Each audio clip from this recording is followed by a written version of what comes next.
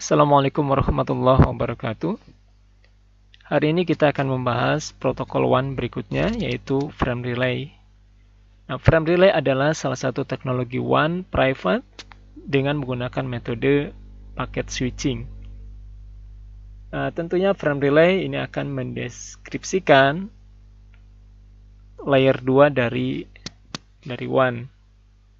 Nah, kalau kita lihat klasifikasi dari WAN private di sini terbagi menjadi dua. Yang pertama adalah dedicated, WAN dedicated, yang kedua adalah WAN switch.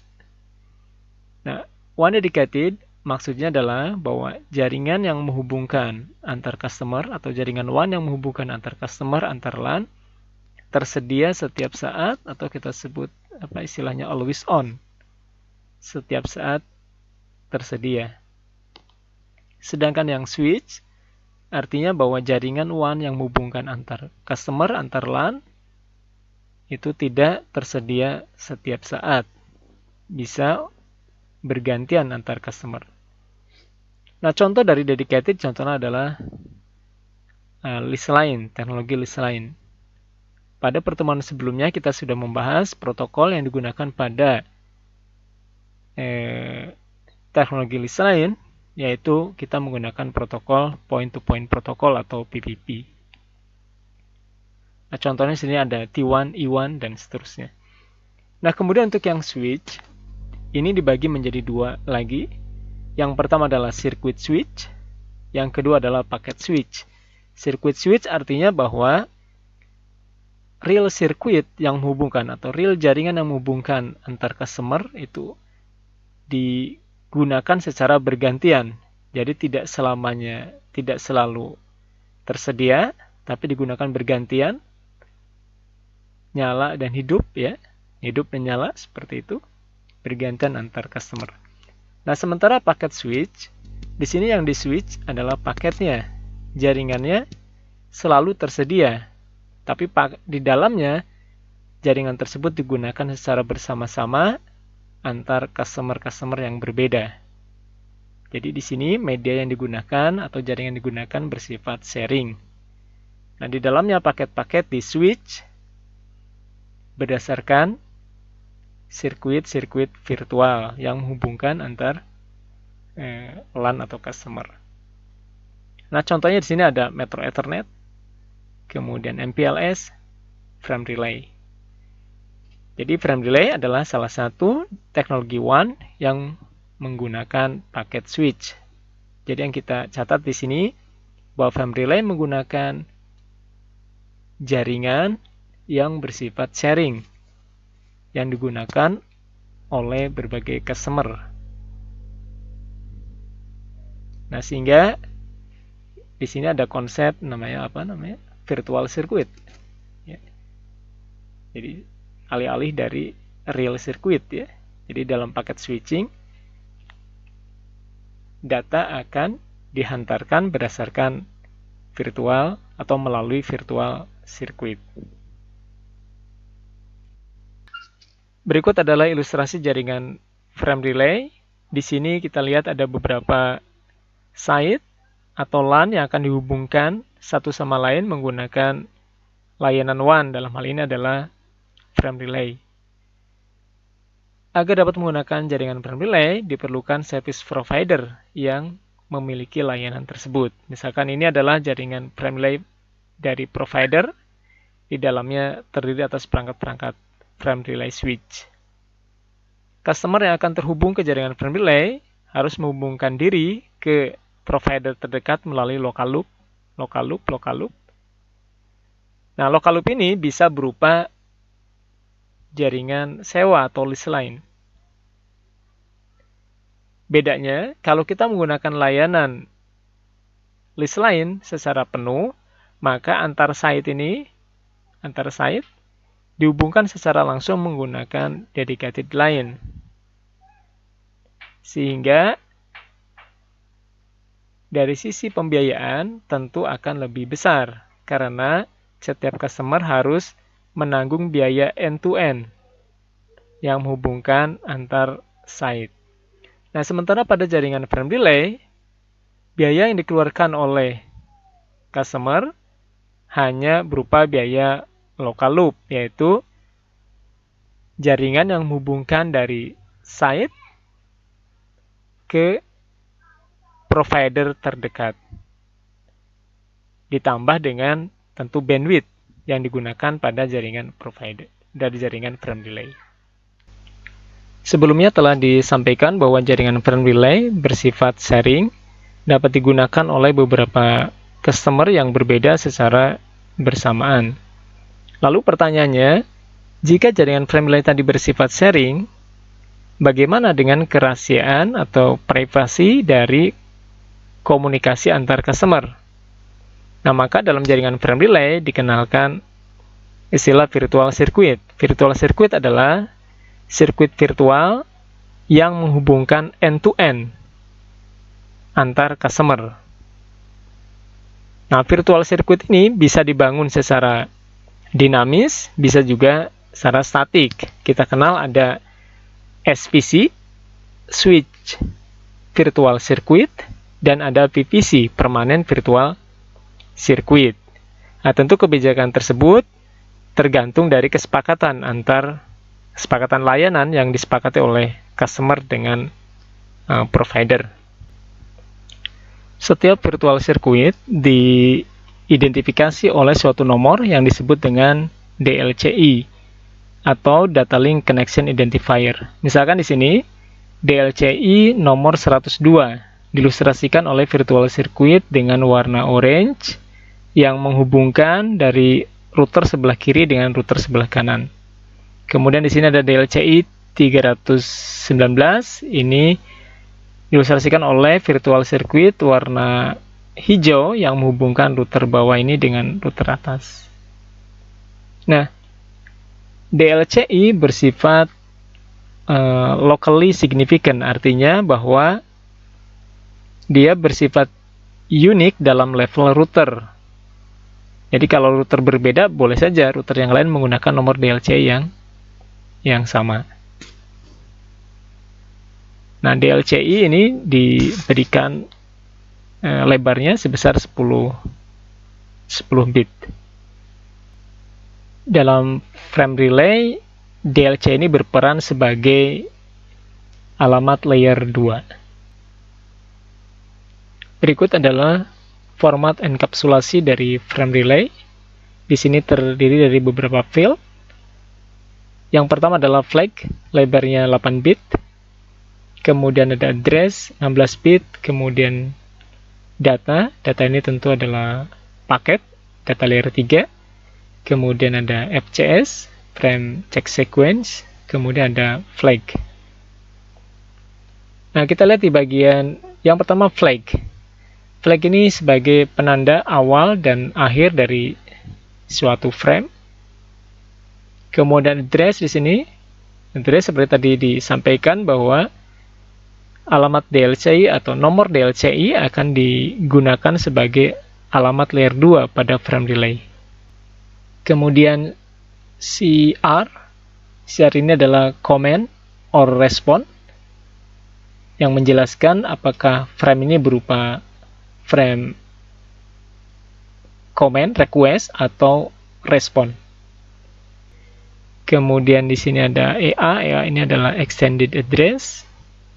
Ini jika ini digunakan untuk mengantisipasi jika nomor DLCI diperlebar.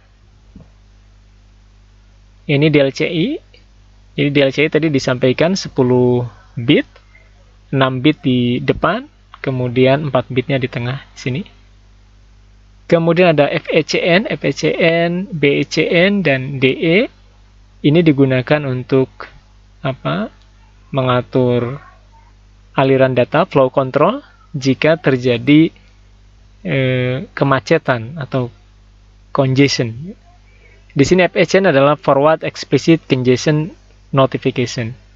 Sementara BECN adalah Backward Explicit Congestion Notification. Jadi FECN digunakan untuk menginformasikan ke penerima bahwa telah terjadi kemacetan di dalam jaringan frame relay. Kemudian BECN adalah notifikasi yang akan diberikan kepada pengirim, kepada source. Kemudian DE di sini discard eligible. Discard eligible digunakan untuk menandakan atau untuk menandai frame yang boleh di-discard.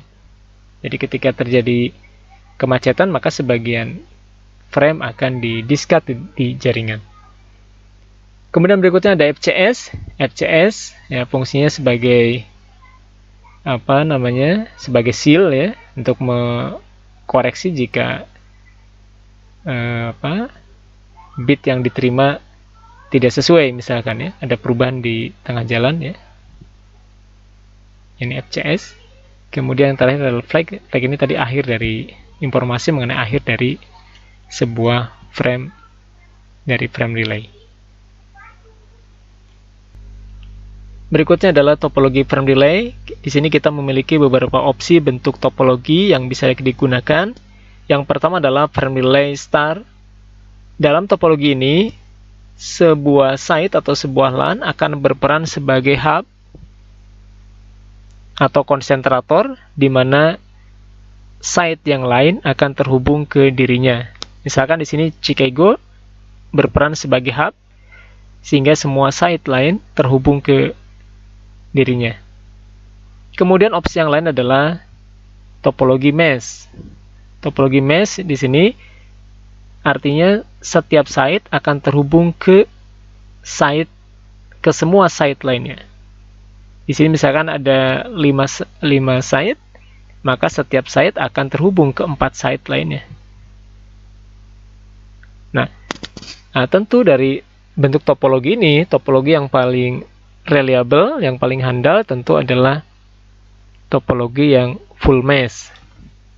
Nah, tapi dari sisi pembiayaan, tentu ini dari sisi biaya menjadi lebih tinggi. Oke, selanjutnya kita coba simulasikan jaringan frame relay menggunakan simulator paket tracer. Di sini kita akan menghubungkan tiga jaringan, 3 LAN. Yang pertama LAN IPB, yang kedua MB, dan diploma.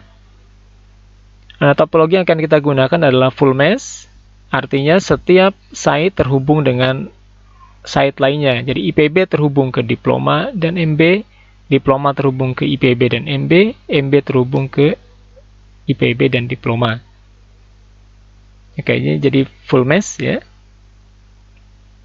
Nah, sini yang kita perlukan adalah router tentunya, kemudian WAN emulator. Di sini bentuknya adalah cloud seperti ini. Nah, kemudian interface yang digunakan ini interface serial. Jadi kita membutuhkan 2 interface serial di IPB, di MB, kemudian di diploma. Kemudian misalkan kita tentukan nomor DLCI untuk setiap koneksi. Di sini kita akan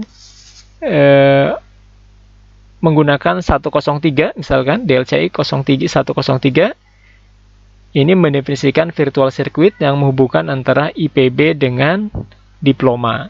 Kemudian 102 mendefinisikan virtual circuit yang menghubungkan IPB dengan MB.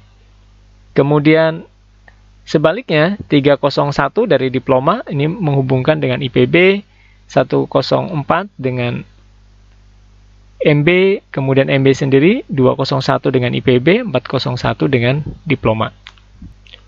Mapping antara nomor DLCI dengan virtual circuit tentu pada kenyataannya ditentukan oleh provider, tapi di sini kita akan lakukan menggunakan emulator WAN.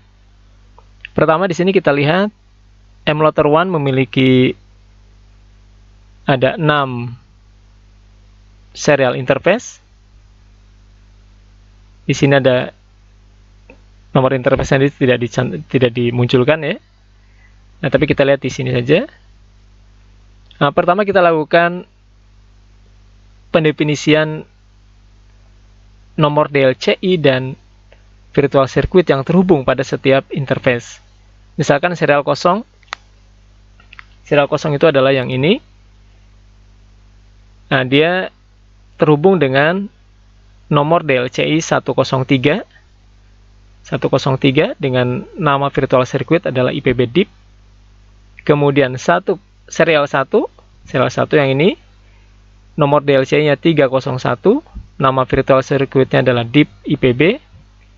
Kemudian serial 201,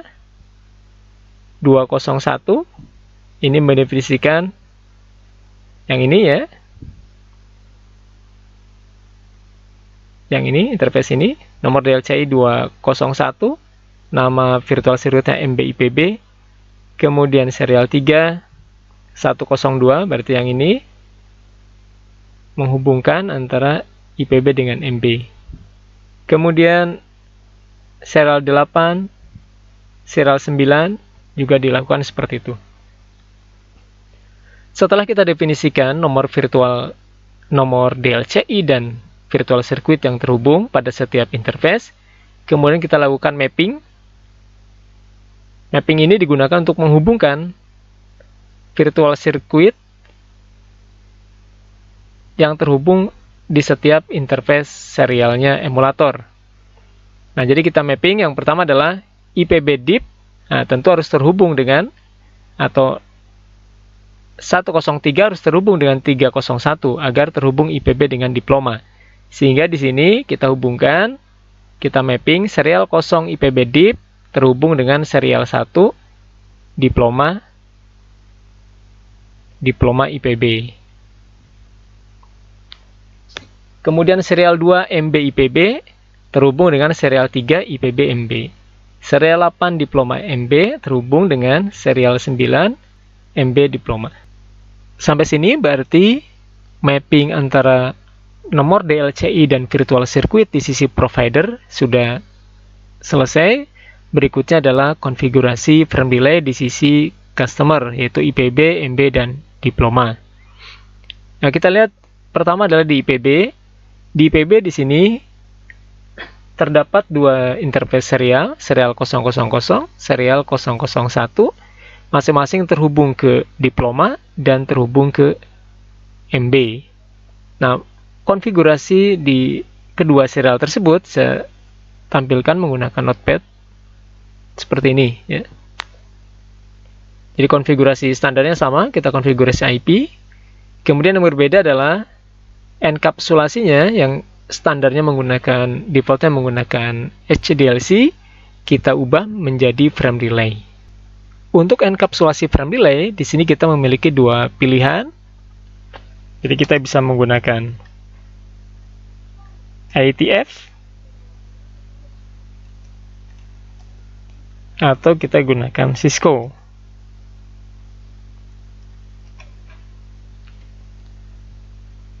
Apa perbedaannya antara IETF dan Cisco? IETF adalah standar yang umum digunakan, bisa digunakan multi-vendor.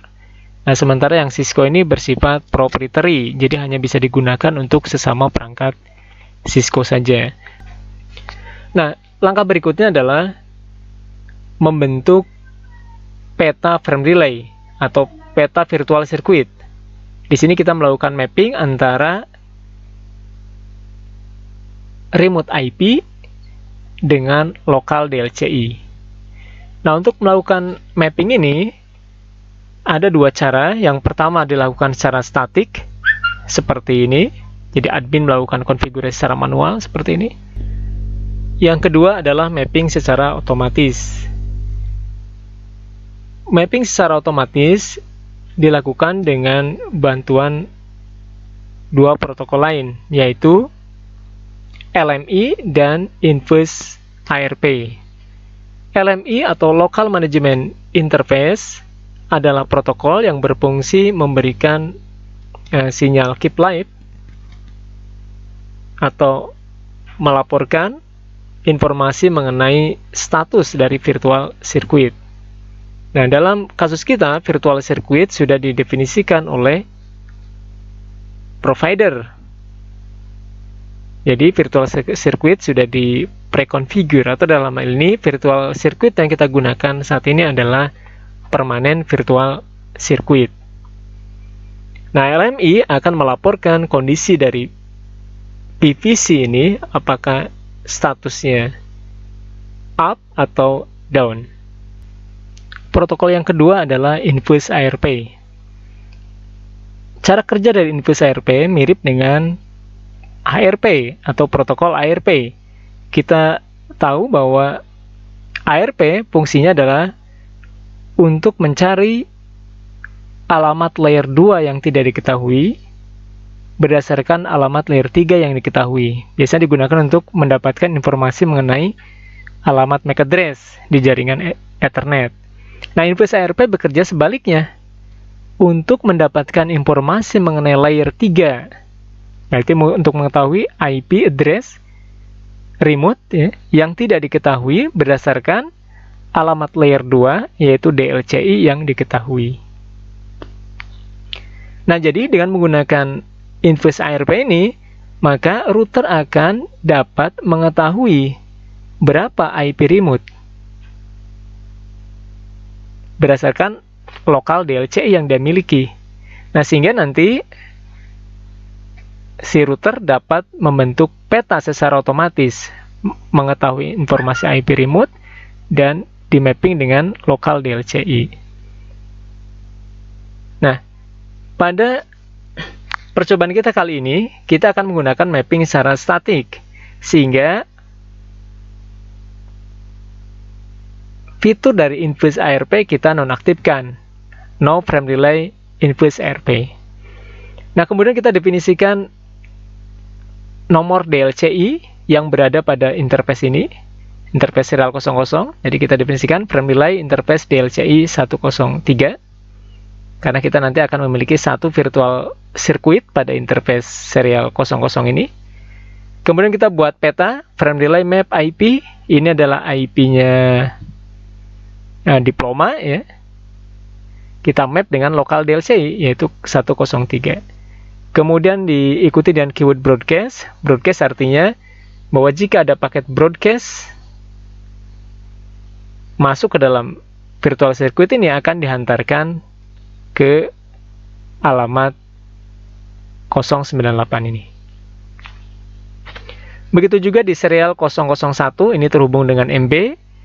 Kita definisikan IP address-nya tadi, kemudian enkapsulasinya frame relay, kemudian kita buat static mapping 192.180.102, kemudian lokal DLC-nya 102, kemudian broadcast. Artinya IP ini menerima, kalau ada paket broadcast akan di forward ke dalam IP 102. Kemudian di sini juga sama, kita nonaktifkan fitur atau protokol Invoice ARP. Jadi mappingnya dilakukan secara statik. Diploma juga demikian. Kita buat mapping dari diploma ke IPB pada serial 00, kemudian di serial 001 ini mapping dengan MB, begitu juga dengan di MB, dan seterusnya. Berikutnya kita masukkan file konfigurasi tadi ke router IPB, MB, dan diploma. Kemudian kita verifikasi. Kita lihat pertama file konfigurasi, show run. Ini adalah file yang ada di notepad tadi, sudah masuk ke dalam router IPB. Kemudian pastikan routing, kita lakukan konfigurasi routing. Kita menggunakan routing protokol RIP versi 2. Pertama kita verifikasi show frame relay. Kita lihat show frame relay map. Kita lihat peta frame relay, atau kita lihat virtual circuit VVC. Kita lihat di sini statusnya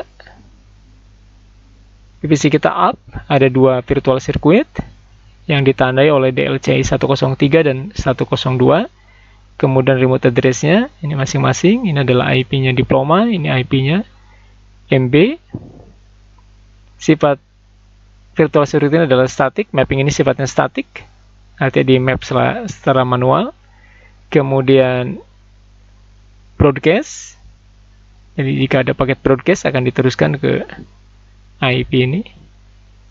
Kemudian di sini enkapsulasinya adalah Cisco. Jadi walaupun tadi di kita nggak mendefinisikan jenis enkapsulasi frame relay, IETF maupun Cisco ya, ternyata secara default di paket tracer akan menggunakan Cisco ya. Walaupun kalau kita isi secara manual, Cisco ini tidak ada pilihannya di dalam paket tracer ini. Jadi yang ada hanya IETF. Tapi artinya di sini kalau tanpa mendefinisikan jenis enkapsulasinya, maka di paket tracer akan langsung dianggap sebagai Cisco. Oke, jadi statusnya di sini PVC kita, PVC virtual permanent virtual circuit, IPB ke diploma dan MB statusnya aktif. Kemudian kita juga bisa melihat frame relay map, LMI, local management interface. Nah, ini berupa statistik dari LMI ya. Jadi LMI ini fungsinya tadi seperti keep live ya, status message ya. Ini adalah statistik dari LMI ya. Jadi kalau kita lihat di sini ada 548 status enquiry ya. Enquiry dari yang dikirimkan, kemudian yang diterima ada 547. Jadi ini query terkait permintaan status dari PVC yang dikirimkan oleh router IPB ke partnernya, yaitu diploma dan MB ya. Kemudian kita juga bisa melihat frame relay PVC. Nah, ini melihat statistik dari virtual circuit. Di sini ada statusnya aktif, interface-nya melalui interface mana, 00, 01, kemudian jumlah paket yang masuk berapa, yang keluar berapa, apakah ada paket ini BECN tadi, backward, explicit, congestion notification atau forward message ini ada statistiknya di sini, kemudian discard eligible di sini masih 0 dan seterusnya.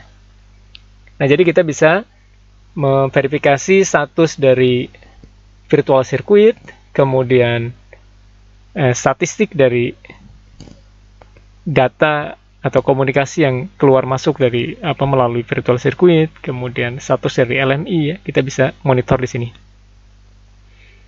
Kemudian berikutnya coba kita lihat IP route, kita pastikan routingnya complete ya. Ini routing. Nah, routingnya seperti ini ya.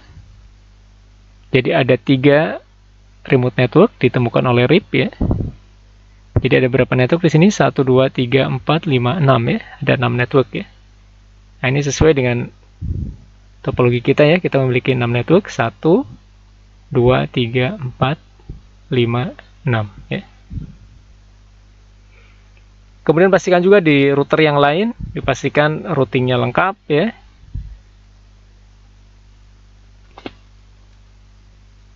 Kita bisa lihat di sini, IP route.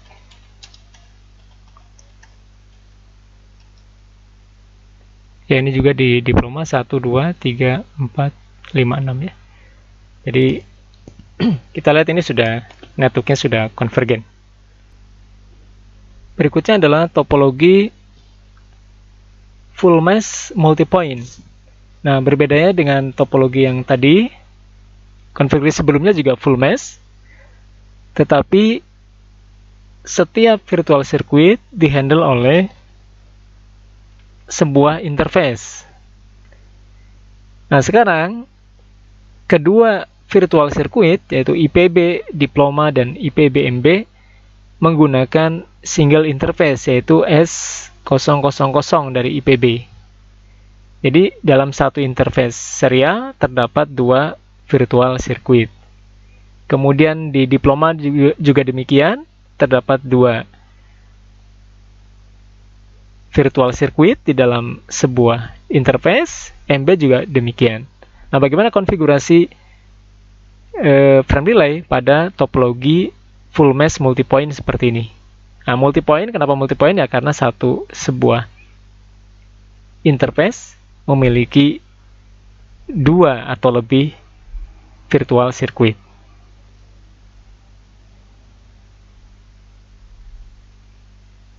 Nah, kita lihat konfigurasinya, saya tampilkan di Notepad. Nah, jadi konfigurasinya sama dengan konfigurasi yang tadi, hanya perbedaannya konfigurasi mapping dan DLCI kedua-duanya dilakukan dalam interface yang sama, yaitu 000. Jadi kita buat map, kita definisikan DLCI 103, 102 berada pada interface serial 00, kemudian kita buat mapnya. Jadi kedua map terletak pada interface yang sama. Kemudian di diploma juga demikian, di MB juga demikian. Nah, maka konfigurasi seperti ini, topologi seperti ini kita sebut sebagai full mesh multipoint. Selanjutnya kita lihat topologi frame relay yang lain. Nah, ini disebut dengan topologi hub and spoke, di mana IPB di sini berperan sebagai hub. Jadi semua koneksi diploma dan MB ini terkonsentrasi di IPB. Diploma dan MB tidak memiliki koneksi secara langsung, melainkan diploma ke MB koneksinya harus melalui IPB. Nah, dengan demikian di sini dari IPB memiliki dua DLCI yang masing-masing mendefinisikan virtual circuit ke IPB dan diploma, sementara dari diploma hanya memiliki satu, yaitu ke IPB. Demikian pula dari MB hanya memiliki satu virtual circuit, yaitu ke IPB. Nah, dalam topologi hub and spoke, IPB sebagai hub, kemudian diploma dan MB sebagai spoke. Maksudnya seperti itu.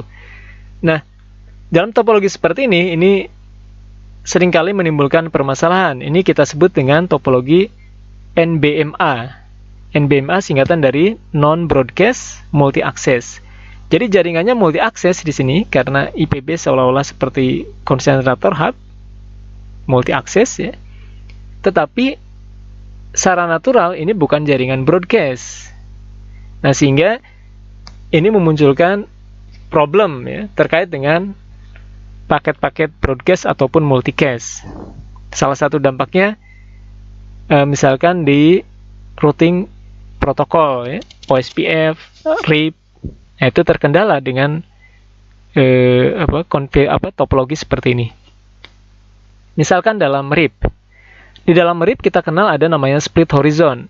Split horizon adalah sebuah aturan yang digunakan untuk menghindari terjadinya routing loop di dalam RIP.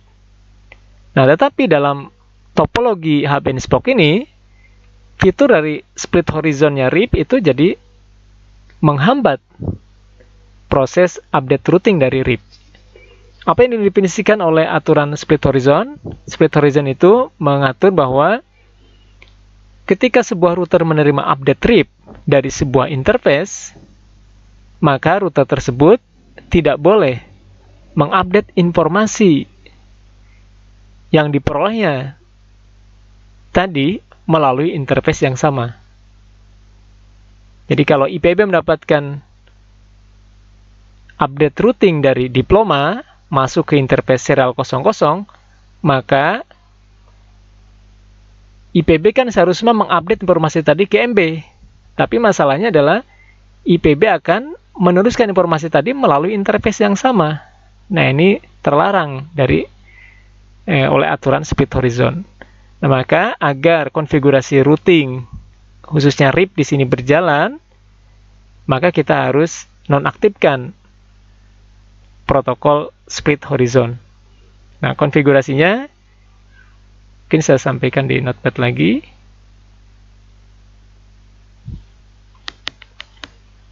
Nah, jadi seperti ini ya.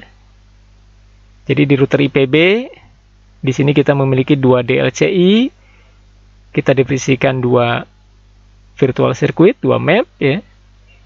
Nah, di sini kita nonaktifkan no IP split horizon. Nah, tanpa kita memberikan perintah ini, maka update trip tidak pernah bisa dikirimkan ke SPOC ya, sehingga jaringan tidak pernah konvergen. Nah, sementara di router diploma dan router MB ya seperti biasa tidak perlu mengaktifkan split horizon. Jadi split horizon hanya dinonaktifkan di IPB ya. Kemudian di diploma dan di MB didefinisikan hanya satu virtual circuit masing-masing ke IPB. Untuk mengatasi permasalahan pada topologi hub and spoke tadi, maka dapat dilakukan dengan cara memisahkan interface, walaupun bukan secara fisik, tapi secara logik dengan menambahkan subinterface. Dengan menambahkan subinterface, maka topologi cenderung tidak berubah, tetapi problem terkait dengan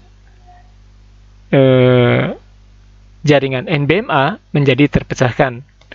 Nah, di sini pada IPB, pada interface serial 00, kita bagi menjadi dua subinterface, yaitu subinterface 102 dan subinterface 103, yang masing-masing terhubung dengan DLCI 102 dan 103. Nah, konfigurasi terkait dengan subinterface saya tampilkan dalam notepad seperti ini. Jadi kita buat dua subinterface. Subinterface pertama adalah 102, subinterface kedua adalah 103 dengan tipe network point to point. Nah, jadi kita ubah topologi hub and spoke yang tadinya multi akses menjadi koneksi point to point. Nah, sehingga problem terkait dengan NBMA menjadi terpecahkan dengan seperti ini. Di sini subinterface cara penomorannya tidak harus sama dengan nomor DLCI-nya, tetapi untuk mempermudah kita samakan. Kemudian cara mendefinisikan di sini nama serial, kemudian diikuti dengan dot, diikuti dengan nomor subinterface.